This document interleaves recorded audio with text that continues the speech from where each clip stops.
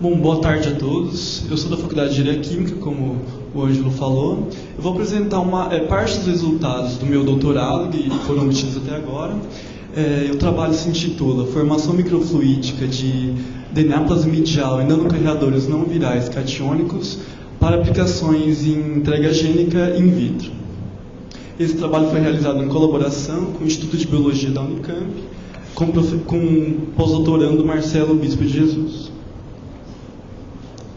Bom, na minha fala eu vou fazer uma breve introdução dos carreadores catiônicos que eu vou abordar e do que é o conceito de terapia gênica e entrega gênica.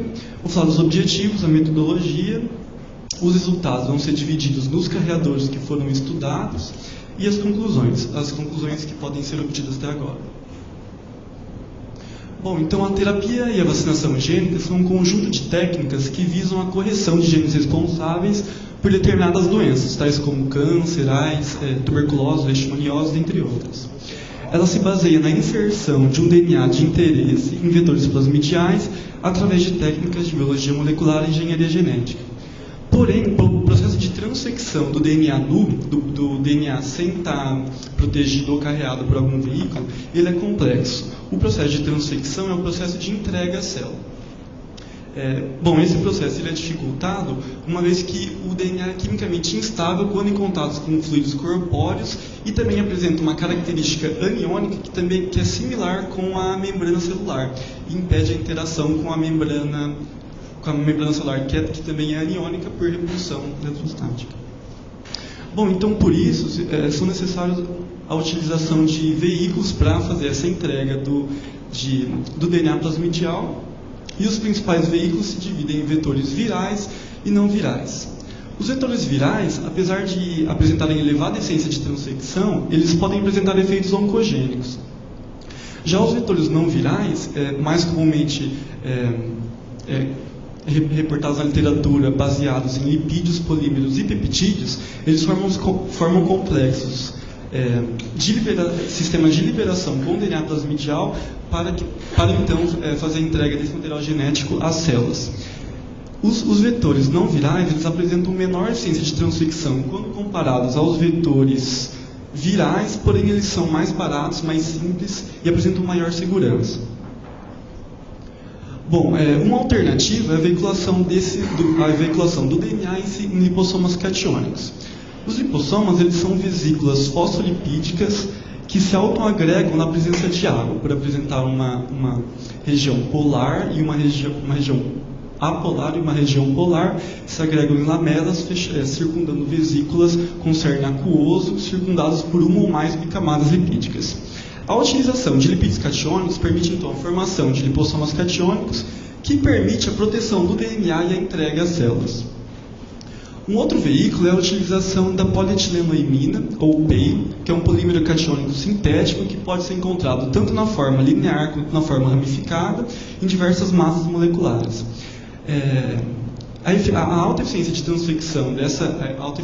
transfecção dentre os vetores não virais, ela se deve provavelmente à liberação do compartimento endossomal, depois que o complexo é incorporado pela célula através do efeito protoesponja, em que alterações na osmolaridade endossomal provocam o rompimento dessa membrana e a liberação do complexo para o citosol. Bom, uma outra alternativa é a utilização de peptídeos sintéticos. Os peptídeos sintéticos, quando projetados com uma sequência catiônica, eles permitem a complexação com ácidos nucleicos. Também é possível que se projete peptídeos com funcionalidades específicas, como, por exemplo, com sequência sinalizadora de direcionamento nuclear, que foi o peptídeo sintetizado pelo nosso grupo de pesquisa e que foi estudado nesse trabalho que eu estou apresentando. Bom, essa sequência com sinalizadores de direcionamento nuclear, ela permite que faça o carreamento tanto com transporte extracelular e transporte intracelular para entrega no núcleo, e não só a liberação do citossol, como a maioria dos carreadores não específicos. Bom, a formação desses complexos eletrostáticos entre o carreador catiônico e o DNA, que tem característica aniônica, ela depende de vários fatores, como por exemplo, alguns dos fatores podem ser o tipo de carreador catiônico, se é peptídeo, se é baseado em polímero, da concentração das soluções, da força iônica do meio, da ordem de mistura e da razão molar de cargas, entre as cargas positivas do catiônico e as cargas negativas do DNA. Porém, dependendo desses processos, diferentes propriedades físico-químicas e estruturais podem ser obtidas e que resultam também em diferentes resultados de transfecção, resultados biológicos. O método tradicional de complexação é o método Bulk, em que ele se baseia em que ele se dá pela simples mistura manual por pipetagem das duas soluções de carreador catiônico e pDNA, que é amplamente utilizado. Ele é simples e por isso ele é o mais comum nos laboratórios que trabalham com nanotecnologia e formação de vetores de complexos para vetores não virais. Porém, é um processo que pode apresentar resultados inconsistentes e pouco reprodutíveis devido à variação de batelada para batelada ou dependendo do operador mesmo, né? Bom, então nesse contexto, a microfluídica emerge como uma nova estratégia para a formação de complexos que permite controlar o tamanho e polidispersidade para transfecções mais eficientes. Bom, eu não vou me aprofundar nas vantagens da microfluídica, todo mundo já deve estar convencido para estar aqui. Mas a microfluídica vem sendo uma alternativa, vem sendo estudada como uma alternativa promissora para a formação desses complexos, desses carreadores catiônicos e DNA para aplicações em terapia e vacinação gênica. Bom, a produção de lipossomas em dispositivo microfluídico são os únicos sistemas que podem fazer essa produção em modo contínuo, e ela também permite a redução do número de etapas. Os métodos tradicionais de batelada, eles necessitam de uma etapa posterior para redução e homogeneização do tamanho de partícula. E geralmente esses processos são de alta energia ou são muito dispendiosos. Uma forma também de fazer a extração de partículas é a utilização do equipamento que foi apresentado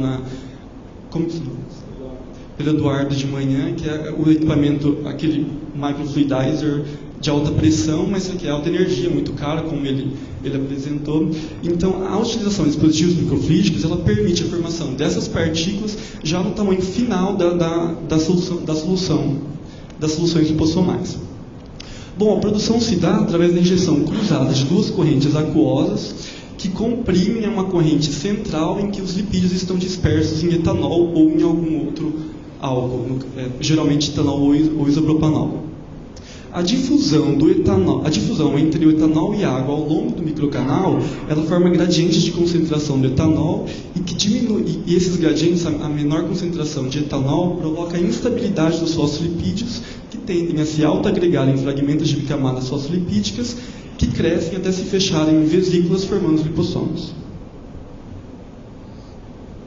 Bom, os sistemas microfluídicos para complexação, eles também operam em modo contínuo, e que para a indústria é uma vantagem quando você pode fazer sistemas que não operam em batelada, geralmente aumenta a repetibilidade, a produtibilidade, e também permitem um melhor controle de tamanho de polidispersidade das soluções coloidais obtidas, das dispersões coloidais obtidas.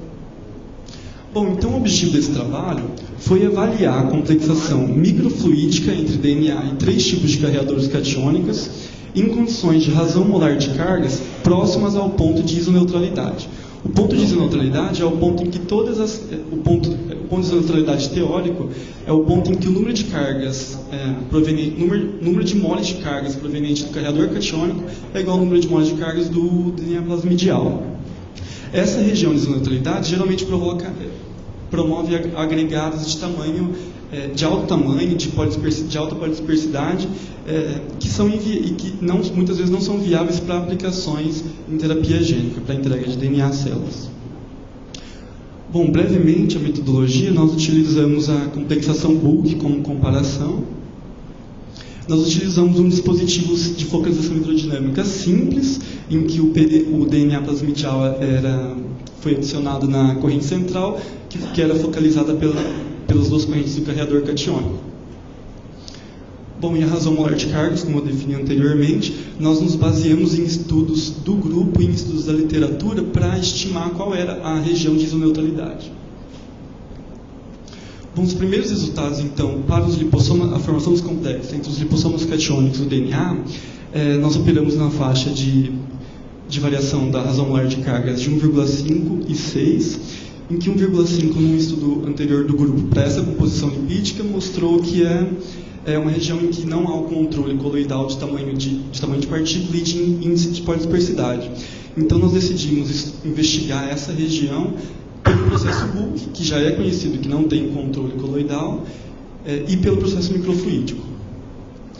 Bom, é possível observar que na razão molar de carga de 1,5, que é próxima à região de neutralidade, há um maior descontrole, há um menor controle coloidal referente à polidispersidade dos complexos e ao tamanho de partícula.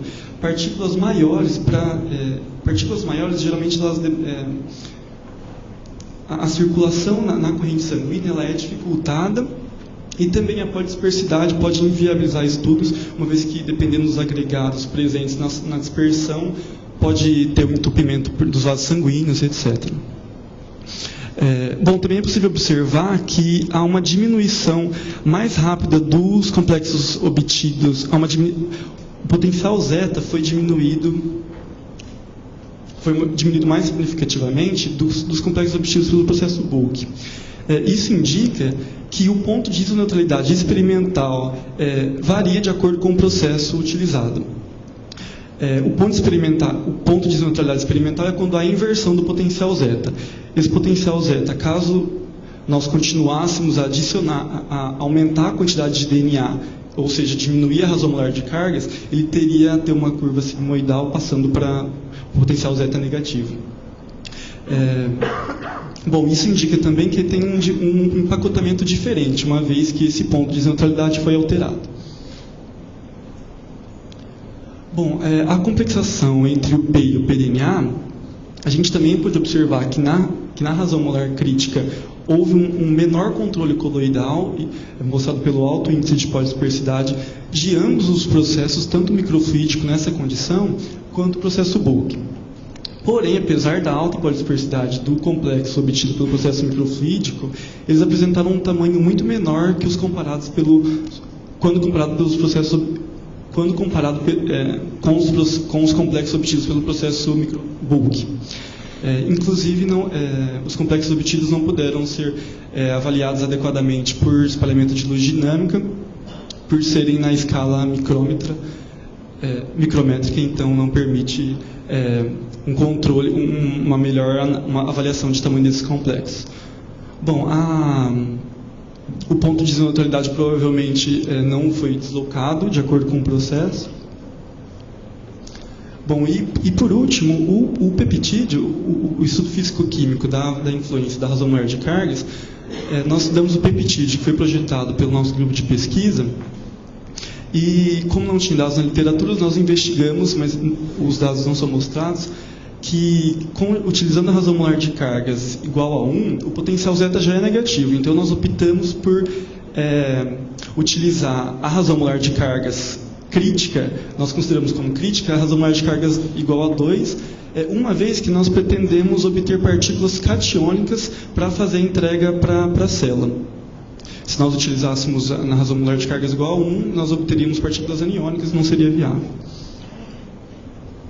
Bom, foi possível observar que a formação dos complexos não depende do processo de complexação, tanto para essas três variáveis estudadas referentes ao tamanho de partícula. Isso provavelmente é devido ao mecanismo de complexação ser diferente.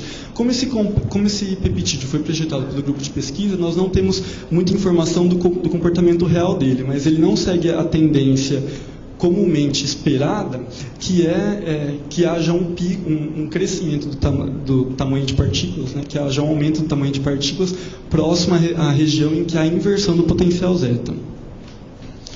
Bom, então, os primeiros ensaios de avaliação in vitro, feitos no Instituto de Biologia, nós utilizamos células de câncer de próstata, da linhagem PC3, para um tempo de transfecção de 24 horas.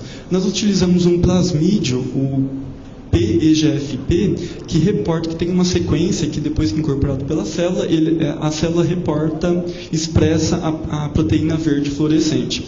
Então, nós podemos avaliar qualitativamente por microscopia de fluorescência.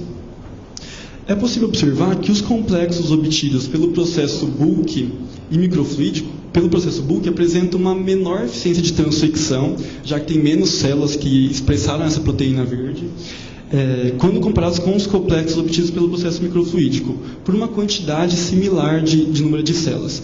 Os próximos testes nós vamos realizar a avaliação quantitativa dos níveis de transfecção por citometria de fluxo, mas esses foram os primeiros ensaios iniciais. Nós também vamos avaliar todos os tipos de carreadores estudados no estudo. Bom, então os próximos passos também para investigar o mecanismo de formação dos complexos, para tentar elucidar como a complexação é influenciada pelos processos de complexação. Nós vamos realizar o teste de acessibilidade, em que a gente pode observar o nível de empacotamento do DNA nas estruturas. Então, provavelmente, a formação desses complexos, por apresentar tamanho diferente e resultados biológicos diferentes, talvez o teste de acessibilidade possa indicar o nível de empacotamento e, consequentemente, a liberação desse DNA, a entrega do DNA às células. Também nós vamos avaliar a citotoxicidade, já que as partículas apresentaram alto tamanho, os complexos obtidos pelo processo Bulk para lipossoma catiônico e para polietilenoimina apresentaram altos tamanhos e altos índices de polidispersidade que talvez tenham influenciado na viabilidade celular. Bom, então as conclusões obtidas que podem ser obtidas pelos resultados obtidos até agora são que os complexos entre o DNA plasmidial, lipossoma catiônico e a polietilenoimina obtidos pelo processo microfluídico apresentaram melhor controle de tamanho de partícula e polidispersidade em razões molares de carga próximo à região de isoneutralidade. Bom, os complexos obtidos, os complexos do peptídeo com sequência de direcionamento nuclear e de DNA apresentou uma menor influência quanto ao processo de complexação.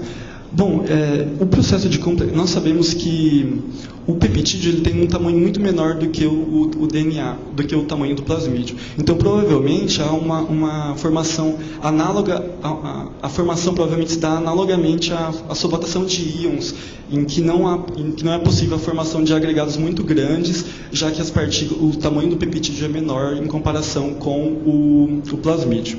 Então, há uma espécie de solvatação, e não como no lipossoma catiônico e na polietilenoimina, em que se pode ter vários agregados dessas moléculas, dessas macromoléculas, né? Bom, e os complexos obtidos pelos lipossomas, baseados em lipossomas catiônicos, apresentaram uma eficiência de transfecção superior, isso por dados qualitativos, mas nós vamos investigar futuramente. Bom, é isso. Eu gostaria de agradecer aos órgãos de financiamento, agradecer ao laboratório de microfabricação, onde foi realizado o dispositivo, com a ajuda da Maria Helena, do Ângelo. E é isso.